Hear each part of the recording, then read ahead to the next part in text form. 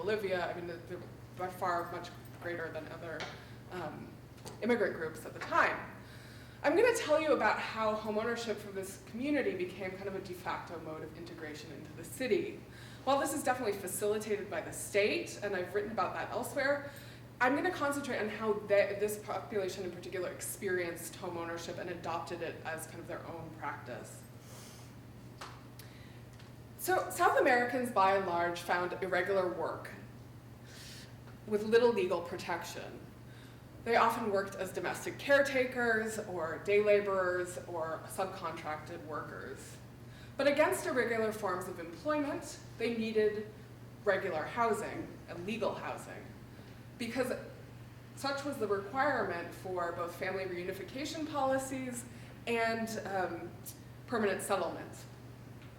But policy had increasingly privileged homeownership such that the rental market was left very precarious and unregulated.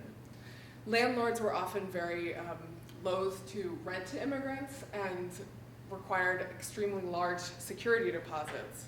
Employment irregularities also meant that immigrants often lacked legal contracts for work, which was also a prerequisite for a rental agreement. And so they had to seek out all the other alternatives. But the banks and real estate agencies provided those alternatives easily and often. The banking industry had already alighted on immigrants, the immigrant collective generally, as a very potent source for future clients. We see here that the bank has its arms wide open in welcome.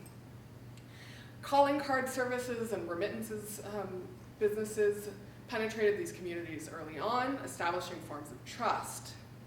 The deregulation of the financial industry also meant that there was a proliferation of entities that specifically catered to the immigrant population. Eduardo, a graying Ecuadorian informant who once worked construction, detailed to me how at the end of every day, as he and his fellow workers were getting off and going on their way to the metro, real estate agents and bankers would approach them, handing out offers kind of like candy. And here it's a very tempting offer. They were actually contributing to the built environment, building the city, and now they get in this moment an opportunity to take part in that. Publicity campaigns, meanwhile, appealed to ideas of normalcy, kind of traditional domesticity in house and home. While state practice and discourse often read kind of delinquency and deviancy into immigrant life, here we see quite a different portrait being offered. You see the young couple sitting there dreaming of their house together. Again, Spanish houses don't really have pitched roofs, and you also don't really have individual houses, but such is the advertisement. And they're dreaming of their future house and the house of their dreams at the best price, the 2 children, boy and girl. They're being offered possibility, expansive opportunity, and kind of an idea of their own settlement that really reverberates with what they actually want. Cultural considerations also facilitated entry into homeownership. One such consideration was the ways in which this community of South American migrants themselves conceived of Spain and Europe.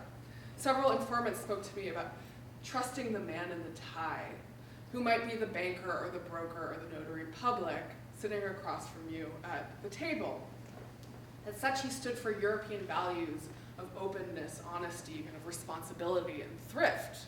Spain was undergirded by the European Union and the multinational agreements that were supposed to establish consumer protection and civil rights and kind of democratic ideals.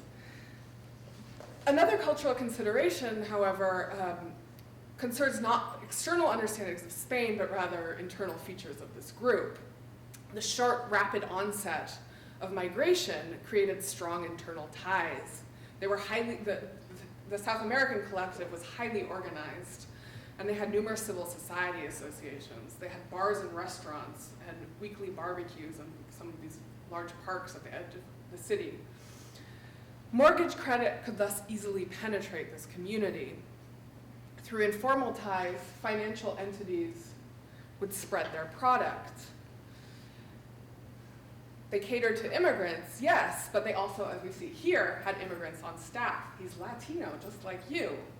The man in the tie that's sitting across the table from you might not just look like you, but it's also his participation within this sector that allows him to put on that tie and gain kind of responsibility. Finally, South Americans were very much cognizant of the ways in which they had become integral to this spatial economy. Throughout the popular press, both catering to native Spaniards, as we see on the top, and immigrant press, what emerges is this image of the immigrant as the good client, sustaining the economy.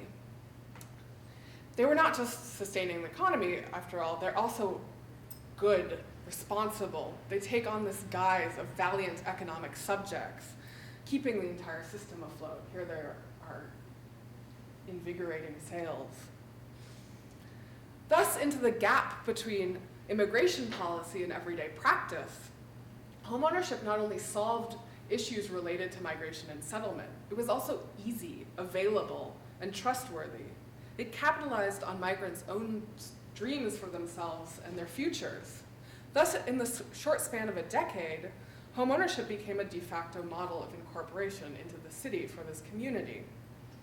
In a country where ownership rates hover between 80 and 90%, what could be more Spanish than owning one's own home? But it was also primarily an urban mode of belonging. What would once make proletarios into the propietarios would now make foreigners into madrileños, or people from Madrid. It doesn't have a very nice Madrileñan, I don't know. It allowed integration into the city, that is, participating in this modernizing project while also securing the needs necessary for urban survival. So thus far, I've detailed the experience of immigrants against the backdrop of Madrid's spectacular urbanization. But I'm now going to zoom in on how they experienced the collapse of this system. I argue here that the collapse had personally intimate consequences, consequences that reveal our first paradox, namely that homeownership, rather than offer a mode of integration into the city, instead increased differentiation. The mortgages offered to immigrants had variable rates and ballooning interest payments. With the collapse of the economy, those payments went up. To pay monthly installments, migrants took on extra work, slaving away to nights and weekends in order to prevent their own ruin. Their homes became sources of stress, consuming them kind of physically, emotionally. When the mortgage passed into arrears, they soon found themselves on a credit blacklist, which prohibited a host of other economic exchanges. They couldn't take out a cell phone or a credit card or a personal loan. But more damningly, Spain does not have personal bankruptcy laws that would allow for a fresh start. However, most damningly is the fact that mortgage law in Spain continues to dictate that even after bank repossession and the loss of the home, obviously, the debtor is left owing the remainder of the balance. So people had lost absolutely everything and continued to owe literally hundreds of thousands of euros in some cases. They had less than nothing. Compounding this economic exclusion, however, was physical isolation. Rather than offer a means of incorporation into the city, immigrants thought in peripheral neighborhoods, kind of around here, work is in here, they're buying around here. These are neighborhoods where Spaniards had left. They bought newer, better elsewhere. One neighborhood in particular, Carabanchel, down here, has a high rate of evictions and also is about 25% immigrants. It's far from the center of the city, it lacks many transportation routes, and its building stock is old. It has, they have few elevators or central heating, and this past year, an entire building actually fell down. But as housing prices skyrocketed, even this neighborhood was inaccessible. People bought farther and farther afield, perhaps not even in Madrid's suburbs, but rather in neighboring towns and regions, in Toledo or Segovia in the north. So people came to buy in these places and would travel 2 hours to get to work. They're sold this image of Madrid's glittering modernity, but actually the reality is anything but.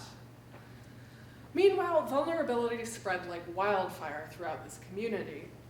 The ties that allowed for the penetration of credit were not just social, they became financial. In the heady days of housing consumption, the bankers came up with some nifty tricks. Say Joy and I want to buy, we're two households and we each want to buy a house. So we're going to guarantee one another. Or say Joy, Jim, and I all want to buy houses, and so they're going to create a loop of guarantees. What happens? I can't pay my mortgage. Thus, they go after your assets. After they've gone after your assets, they're going to go after his assets. The entire thing falls apart.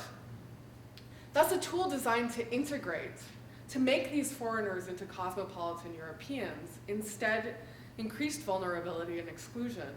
Rather than offer redemption, homeownership instead made already precarious subjects into outsiders, crushing their immediate worlds in the process. How then to reformulate this experience? Now we enter into the second paradox. The collapse of homeownership prompted immigrants, rather South American immigrants, to claim recognition and reimagine their urban futures. While the experiences of exclusion I've thus far detailed seem totalizing in their harm, I demonstrate now how this community drew upon cultures of activism to reimagine and reformulate and demonstrate the deeply political nature of the situation. First of all, personal histories with migration foster an awareness of the connections between political economy and the spaces of home. South Americans migrated to Spain, as I mentioned, in this moment of great turmoil. Political economic crises in places like Ecuador and Peru devastated the economy. They'd already lived through one brutal economic shock. As such, they could see those connections intimately. They had already seen them. But they also many had to leave behind children, which also forces a person to see intimately how politics and the economy are deeply entwined with the seemingly apolitical spaces of the home. While many too felt this intense sting of shame, guilt, and loss, their lived histories serve to contextualize much of this and make sense of personal ruin as situated within this broader landscape. But the Ecuadorian community in Madrid also contains seasoned activists. The urban geographer and planner Nick Theodore has written about the ways in which cultural traditions of activism and popular education in Latin America have translated into repertoires of action and engagement in a host of other sites. Those forms of action and engagement seemingly addressed to very specific cultural questions. Here we see it's about Chinese mining companies in Yasuni territory in Ecuador, nonetheless condition activism engagement in other parts of the world. In this story, the Spanish culture of property met and mingled with the Ecuadorian culture of activism.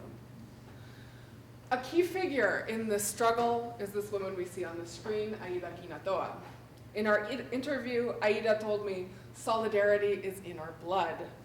She'd been a leader of the indigenous movement in her native Ecuador, advocating on behalf of her community to contest those brutal acts perpetrated by the government and multinational corporations. She migrated to Spain with the crisis, but in doing so replaced one peripheral identity, that of indigenous woman, with another, that of precarious migrant worker. She worked in an almost invisible role, taking care of women's houses so that they might go back to work. But she came very much with her activism intact and continued to work within Ecuadorian communities in Spain. She rose to be president of Madrid's largest Ecuadorian association, the CONADE, or National Coordinator of Ecuadorians in Spain. While previously she fought for indigenous rights and recognition in Ecuador, now she fought for immigrant rights and recognition in her adopted Spain. In late 2008, families started to come to her with their struggle. In this role, she could see this was an issue that affected many. It was a collective issue. It wasn't a question of just one person or one debtor. While the immediate issue of mortgages was very much removed, say, from the issue of indigenous land and rights, it nonetheless harkened back to similar processes of extraction, power, and control. From that first glimmer of struggle and trouble, she responded as if to a collective problem. As she learned from the indigenous struggle, she had to get organized. The collective's ties allowed for the spread of credit and then the spread of vulnerability. We see on the top, these are ads used to bring other people in. You have a friend, he wants a mortgage, I'll get you an even better deal on your mortgage. But with crisis, those ties that allowed for the spread of credit also allowed for the spread of outrage. On the bottom, we see an advertisement in the same newspaper calling people to go to one of the first meetings to contest the mortgage situation. Thus, long before the events of May 15, 2011, hundreds of South American immigrants made their ways to a peripheral auditorium in Madrid to discuss the situation of their mortgages and put forward a solution. In collectivizing the problem, demonstrating how it emerged from a very specific political landscape, these early dissenters channeled their fear and sorrow, guilt and shame, into rage, anger, and action, because, as Eduardo said, they had a bad habit of getting organized to vindicate their rights, in the words of Mabel here on the bottom. So these early seeds of resistance, which firmly located the debtor within a terrain of power and politics, are thus embedded within a genealogy of struggle against oppression. Today I've sought to untangle the current anti-evictions movement in Madrid through both historical and ethnographic inquiry, to make sense of activist ideologies that are in many ways now taken for granted. But taking them for granted elides the ways in which they developed out of very specific spatial struggles and conditions that connect past contestations with more recent struggles for visibility and legitimation.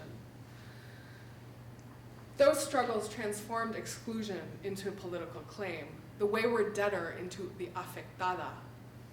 By identifying themselves as people affected by mortgages, these activists embed their conditions within a larger political economic landscape.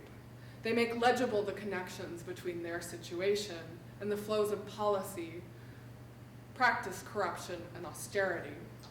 This story today illuminates some ways of rethinking urban politics. Specifically, it reveals how the production of the city also produces desires, aspirations, and cultures, even in spaces that are commonly conceived of as marginal or secondary. In turn, it demonstrates how those spaces contain lively forms of contestation that connect with significant urban trends. Finally, it shows how urban politics is not contained within time and space, but rather emerges out of lengthy genealogies, the movement of people, money, and policy, cultural transformations of identities, neighborhoods, and nations, and the ever-evolving concepts of home, community, and the good life contribute to these forms of contestation and contemporary urbanism, in fact. But it also, too, demonstrates how culture and politics at the margins can destabilize and reimagine the center. South American activism in Madrid uncovered a larger paradox that flickers as a backdrop to this story. I want to return to Franco's Faustian bargain, in which he alighted on construction to the detriment of all other industries. This was an economic model that allowed cultural aspirations to take hold. But in Almodovar's Live Flesh, we see some of the consequences. Parts of the movie transpire in the shadow of the Torres Quillo, those slanted buildings, in neighboring shanties that remain as relics from the city's past. Those relics, however, even endure in this modernity, in this European moment. The filmmaker signals in this way how the enduring fissures plague Spain's modernity. Following the collapse of the Spanish model, those fissures were laid bare. The country now finds itself at the bottom of Europe's lists. It has the worst income inequality, the highest level of child poverty, and the most empty housing, between 3 and 4 million units. That last feature is salient to our global moment. As I mentioned at the beginning, I've shown you some works by Antonio Lopez Garcia, who has really beautiful paintings, I think. And he captures Madrid's famous light and its beautiful streets. But in this Madrid, there are no people. This emptiness makes them seem like set pieces awaiting actors who might perform the actual event. They remind us in this way that the city is not just built form, but relies on the communities that populate it. Baudelaire's flaneur, that figure of urban modernity, requires not just the wide boulevards of contemporary Paris. In The Painter of Modern Life, the great Parisian poet wrote, "The crowd is his element, as the air is that of birds and water of fishes," end quote. He requires the bustle and hustle of street life, the other urban denizens, perhaps anonymous, but made intimate through proximity. Let me end now by connecting this story to our global urban moment. I want to once again zoom out. This time I don't want to think across Madrid or Spain or even Europe, but rather globally to probe how this story resonates elsewhere. The financial collapse of 2008 and its many afterlives prompted many challenges to the dominant models of home ownership. Evictions and foreclosures are now readily available tropes in popular culture. This past year, both The Big Short, which just won an Oscar on Sunday, and 99 Homes were big movies that document this. But let us consider two things. First, homeownership remains at the forefront of international development practices and urban anti-poverty measures as a means of pushing people onto the ladder of progress. At the same time, investment in residential real estate is now the global best practice for financial industry. The combination of these trends has produced ghost towns across the globe.